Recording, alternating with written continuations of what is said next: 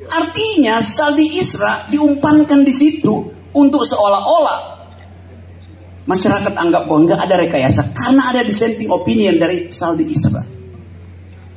Konyol. Mestinya Saldi Isra sadar bahwa dia hanya dimanfaatkan di situ, diumpankan untuk jadi devil's advocate. Bahasa Latinnya advocatus diaboli, seolah-olah kritis.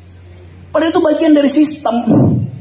Secara sistemik diarahkan mesti ada yang dissenting opinion, tetapi di ujung dissenting opinion itu tidak akan mempengaruhi keputusan akhir.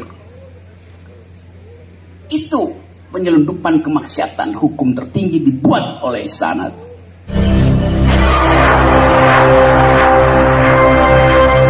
Oke, cari akal dulu ya. Saya nggak bisa lihat apa nih.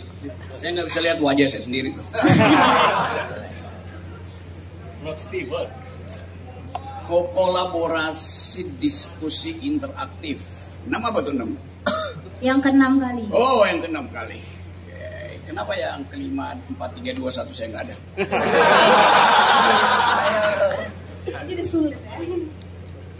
Pragmatisme politik, sana sini urusan taktik. Bila tidak ingin dikritik, jangan berpolitik dengan cara-cara licik.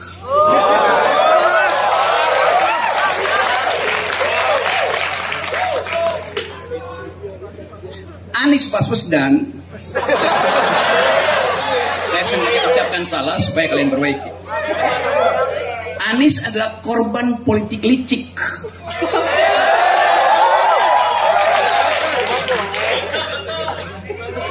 Banyak penghalang ditaruh. Kameramen bingung. Iya. Jalannya ditutup. Dia kasih itu soalnya. Tapi yang ditutup di bumi bisa dibuka di langit. Mantap. Dibuka di langit maksudnya dibuka oleh kekuatan teknologi yang namanya cloud. Karena itu percakapan di cloud tentang Anies lebih banyak daripada percakapan di koran-koran yang dikuasai negara.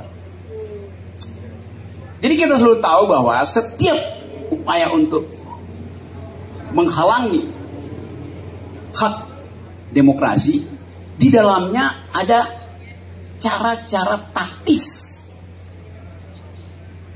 Kita dulu berharap bahwa Pak Prabowo lebih dahulu mendaftar. Tapi mungkin jalan di langit masih tertutup.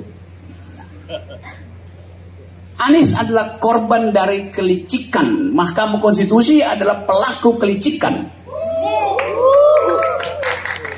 Kenapa enggak? Ya, mahkamah keluarga. Bahkan saya mau sebut bukan mahkamah keluarga, maksiat keluarga.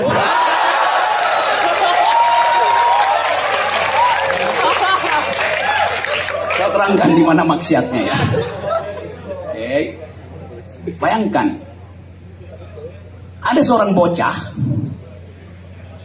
menelpon apa? Paman, enggak. Ada seorang bocah menelpon suami dari tantenya. Saya nggak bilang paman. Supaya abangnya bisa jadi wakil presiden atas perintah bapaknya. Apa enggak maksiat tuh? Jadi itu yang terjadi. Sebuah keluarga berupaya untuk mengendalikan sebuah bangsa, sementara setiap malam 9 juta keluarga di Indonesia tidur dengan perut keroncongan. Kelaparan di Indonesia itu ada 9,8 juta keluarga, tertinggi di Asia tuh. Apa itu bukan kemaksiatan sebuah keluarga? Padahal hak dari 9, juta orang itu untuk memperoleh nutrisi minimal yang harus diberikan oleh negara. Ketika mereka bangun pagi, dia hanya berharap dapat BLT. Anda bayangkan, hak warga negara untuk disuapi oleh negara. Begitu negara tiba di depan pintu rumah orang-orang miskin ini, di situ udah tersedia goodie bag. 1 liter minyak goreng, 5 kilo beras, dan ada wajah seseorang ditempel di situ. Apa itu bukan penghinaan? Presiden tidak perlu punya visi, karena visinya udah ditulis di Undang-Undang Dasar, yaitu cerdaskan kehidupan bangsa dan pelihara fakir miskin. Itu perintah konstitusi. Siapapun yang jadi presiden, perintah itu harus dia lakukan dulu. Cerdaskan kehidupan bangsa artinya jamin bahwa orang Indonesia IQ-nya harus lebih tinggi dari simpanse. IQ kita sekarang itu di ukuran internasional cuma 78. Ada simpanse yang bahkan IQ-nya 100. Anda bayangkan keadaan kita hari ini. Jadi kita mau tagih dari kekuasaan. Mengapa kita melarat? Mengapa Anda masih harus bayar uang kuliah padahal Anda pemegang kedaulatan yang diperintahkan oleh konstitusi supaya jadi cerdas. Anda masuk UI sekarang, Anda masuk fakultas kedokteran, Anda mesti keluar 2 miliar rupiah tuh buat nyogok lewat jalur mandiri. Saya tahu tuh banyak rektor yang ditangkap karena memanfaatkan jalur mandiri dipakai buat nyogok. Ada anak SMA teman saya nomor 1 nggak bisa masuk UI. Yang paling bodoh di kelasnya itu masuk UI karena punya 2 miliar. Ya, boleh banget. Karena itu nggak ada yang ngawasin tuh. Mestinya semuanya dites aja, kalau bego ya bego. Kan itu dasarnya kan. Kenapa? Karena dibisniskan pendidikan itu. Anda dapat KIP tadi, lalu Anda takut kritik pemerintah, seolah-olah itu beasiswa pemerintah. Beasiswa itu saya yang bayar melalui pajak saya, melalui pajak Pak Habil dan teman-teman saya. Jadi itu adalah hak saudara, bukan hadiah dari negara. Karena negara ini bukan negara kapitalis, bukan negara neolib. Negara ini dirancang berdasarkan perintah konstitusi, pelihara fakir miskin. Artinya gratiskan kesehatan supaya dia bisa berpikir tanpa harus dibebani dengan iuran BPJS. Seolah-olah udah dapat iuran BPJS, negara sudah merawat mereka. Anda sakit, Anda pergi ke rumah sakit punya BPJS, dokternya bilang iya, tapi nggak ada dokter di sini. Ada dokter, iya, tapi peralatannya nggak ada. Terpaksa Anda pindah ke rumah sakit swasta yang bayar mahal. Jadi teori tentang negara kesejahteraan tidak dipraktekkan di kita.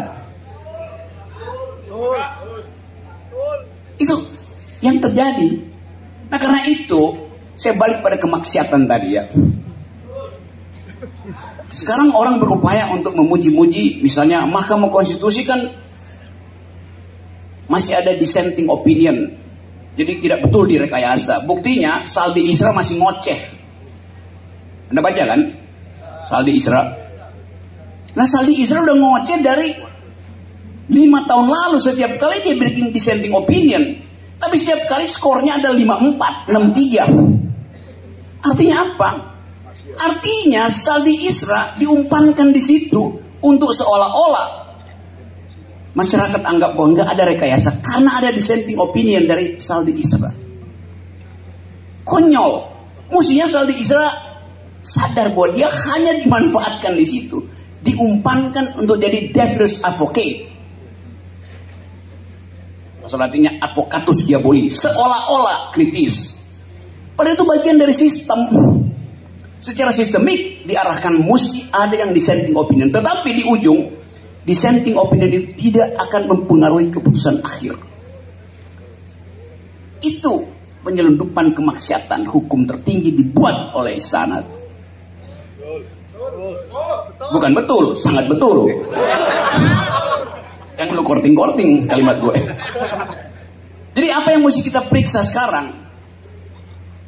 Sibuk para elit politik persoalkan kembali keputusan Mahkamah Konstitusi. Ngapain? Faktanya udah terjadi. Yang mesti dipersoalkan adalah perilaku politik presiden. Apakah cerita tadi di awal ketika seorang bocah menelpon suami dari tantenya atas perintah bapaknya, apakah itu perbuatan tercelah? Bukankah di dalam ilmu hukum impeachment itu dimungkinkan kalau ada perbuatan tercelah dari kepala negara? Sekarang coba Anda kumpulkan berapa banyak perbuatan tercela yang dibuat oleh Jokowi. Rempang itu perbuatan tercela. Mengakali Omnibus Law dengan menjadikan dia perpu, itu ada perbuatan tercela. Kan banyak betul perbuatan tercela. Jokowi intervensi dalam banyak kongres partai politik. Itu perbuatan tercela. Jadi teman-teman mahasiswa hukum, lakukan class action, nuntut bahwa dia sudah cukup bukti untuk di-impeach. Bukan karena kita dendam, tapi itu faktanya tuh. Kenapa 2 mahasiswa dari Solo bisa minta judicial review? Kenapa kalian tidak bisa presiden di-impeach? Lebih tinggi moralnya kalian. Coba lakukan itu. Jadi kita mesti lakukan radical break. Ada terobosan, diperlukan terobosan. Terobosan itu hanya datang dari pikiran intelektual, bukan datang dari pikiran finansial. Jadi, saudara-saudara, silahkan pikirkan bahwa ada peluang untuk mengimpeach presiden. Bukan saya komporin, faktanya begitu, ada di dalam konstitusi. Disebutkan dengan jelas, presiden bisa dijatuhkan bila dia melakukan perbuatan tercelah. Saya rumuskan tadi, kemaksiatan keluarga. Jadi, periksa secara serius. Supaya ada pembelajaran pada kita bahwa kita tidak diam melihat kemaksiatan-kemaksiatan yang bisa berlanjut. Itu pegangan saya, dan saya ingin malam ini ada diskusi di antara BEM menjelang demonstrasi besar-besaran 20 Oktober. Assalamualaikum warahmatullahi wabarakatuh.